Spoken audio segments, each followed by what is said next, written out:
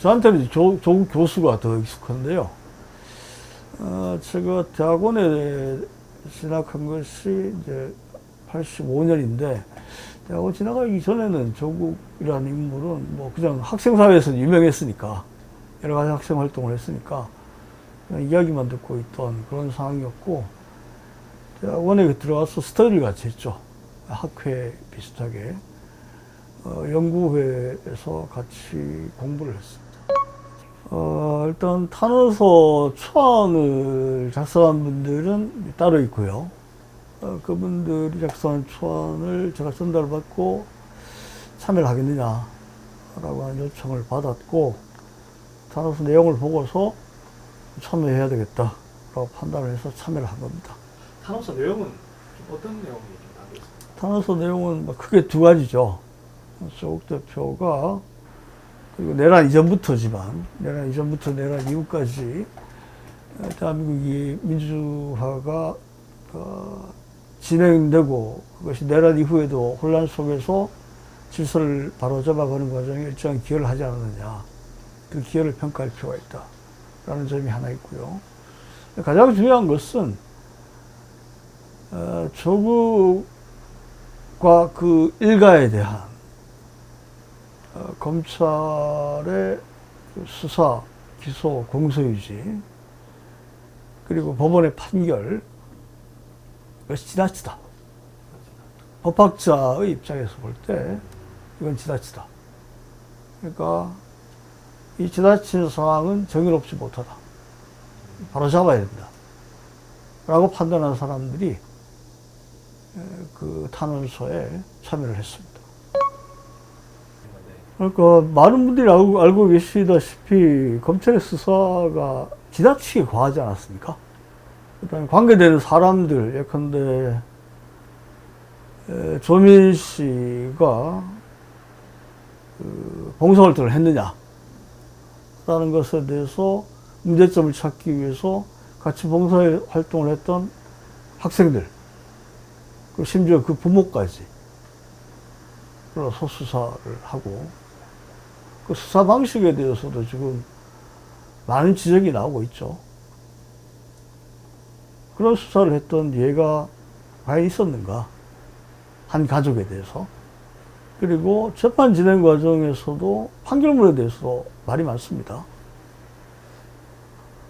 어떻게 그 봉사활동, 그리고 표창장, 그 다음에 봉사활동의 기록, 그걸 가지고서 4년형이 선고가 될 수 있을까?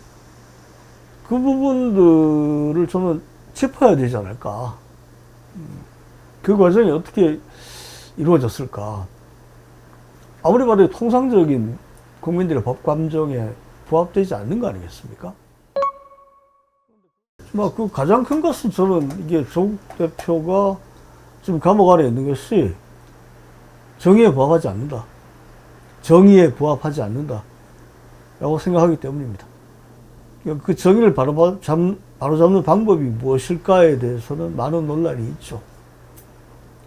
사면복권을 해야 된다는 목소리도 있고, 그래서 하지 않는 것이 오히려 장기적으로 낫다라는 목소리도 있고, 사면복권을 해서는 안 된다는 목소리도 있다.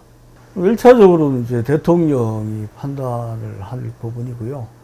그다음에 길게 보면 우리 사회 전체가 이 문제에 대해서 지금 왜 이런 일이 벌어졌는지에 대한 질문을 던지고 문제점을 찾아서 그것을 해결해 나가는 계기로 삼아야 되지 않을까 하는 생각을 합니다.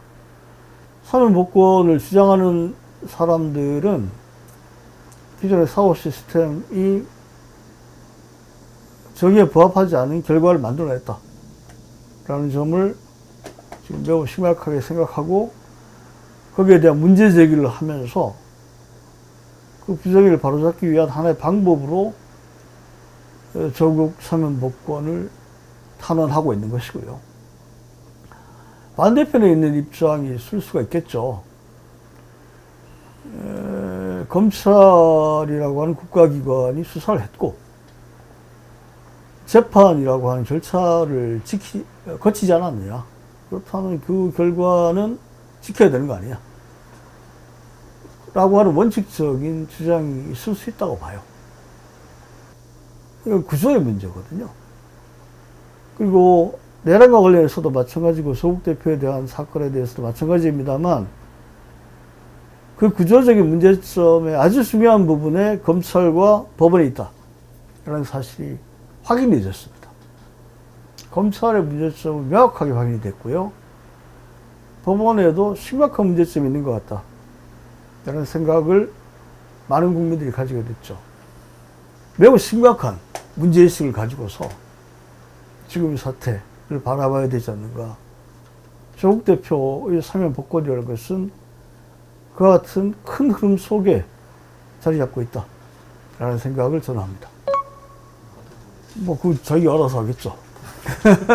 저는 정치인이 아니니까 그 부분에 대해서는 잘 모르겠습니다만 아마 조국 대표가 이 일을 겪는 과정에서 맨 처음 이제 법무부 장관에 지명이 되고 그 다음에 검찰로부터 여러 가지 압박을 받고 제가 볼 때 그 박해라고 해도 지나치지 않다고 보는데요. 아마 그 가족들이 얼마나 어려웠을까요? 온 가족이. 그건 어떤 가족이라 하더라도 그런 일을 당하면 그걸 아마 견뎌내기가 쉽지 않았을 겁니다.